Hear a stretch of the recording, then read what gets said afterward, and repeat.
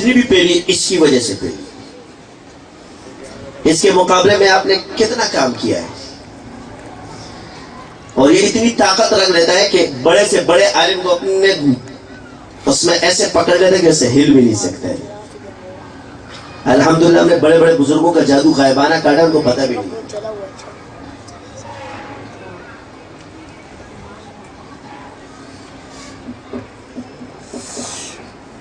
ہماری ایک web site تھی، اس پہ انڈیا سے جادو ہوا.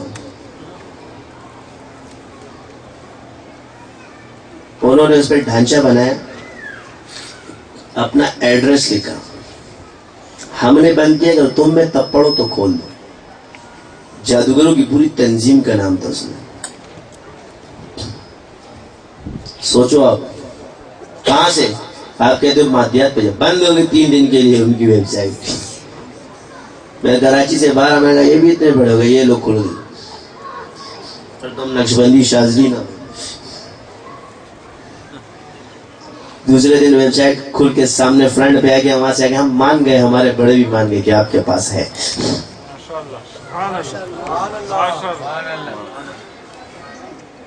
یار ہمارے بڑے بھی مان گئے کہ واقعی آپ لوگ کچھ ہو. میں نے کہا نہ چڑ ملنگا نو، یہ یاد رکھنا ہم ننگی تارے. ابھی تو پلٹا ہے، پھر تیسری مرتبہ تیری چیتا جلے گی.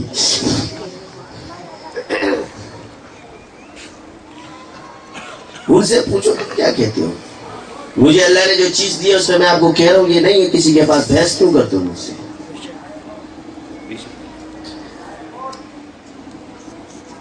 دیکھو اللہ تعالیٰ کا ایک عجیب نظام ہے.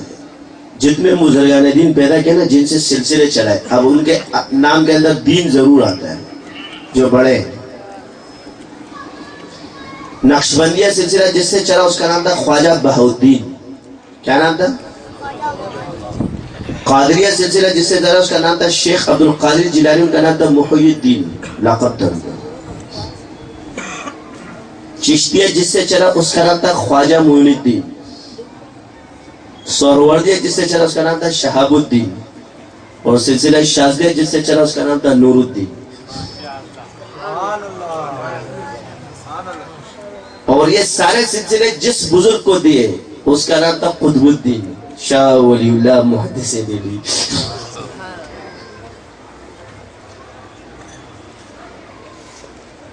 صحیح ہے. یہ اللہ کا ایک نظام ہے. ان ناموں کو، حروف کو، عادات کو چنا ہوا ہے. جب تک آپ پہ کھلیں گے خواہ مخواہ آسمان سر پہ مت کرو. جب ایک چیز پتہ نہیں ہے، مجھے نہیں پتا، ہمارے اکابر کی ہے، میں نہیں جانتا اس کے بارے میں. حضرت گنگوئی رحمۃ اللہ علیہ کے فتاوی میں نہیں جانتا، لہٰذا میں اس پہ نہیں لکھ سکتا. ایک بندے نے سوال کیا ہے کہ ایک شخص کہتا ہے، زید کہتا ہے کہ صوفیہ کے طریقے کے بغیر کلمہ پڑھے تو ثواب نہیں ملتا. کیا یہ بات صحیح ہے؟ جبکہ قرآن و حدیث میں تو سیدھی ہے. حضرت نے پتہ جواب کیا دیا ہے؟ فرمایا یہ بات اپنے درجے میں صحیح ہے، مگر فقیر اس پہ لکھنے سے قاصر ہے اور اگلا سمجھنے سے قاصر ہے. اور یہ جواب قرطاسی نہیں.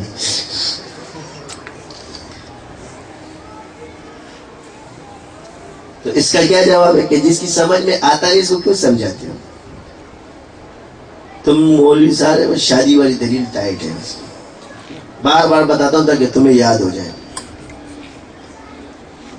ایک ہوتا ہے علم الیقین، عین الیقین، حق الیقین. ایک شخص کا نکاح ہوتا ہے، آج میرا نکاح ہو گیا، میں کہتا ہوں میری چوتھا نکاح ہو گیا، سارے عالم میں ایک بات پھیل گئی ہے، پتہ چل گیا. علم الیقین سب کو ہو گیا کہ اس کا نکاح ہو گیا. ٹھیک ہے، اس کو کہتے ہیں علم الیقین. اس عورت کو کسی نے دیکھ لیا، وہ عین الیقین.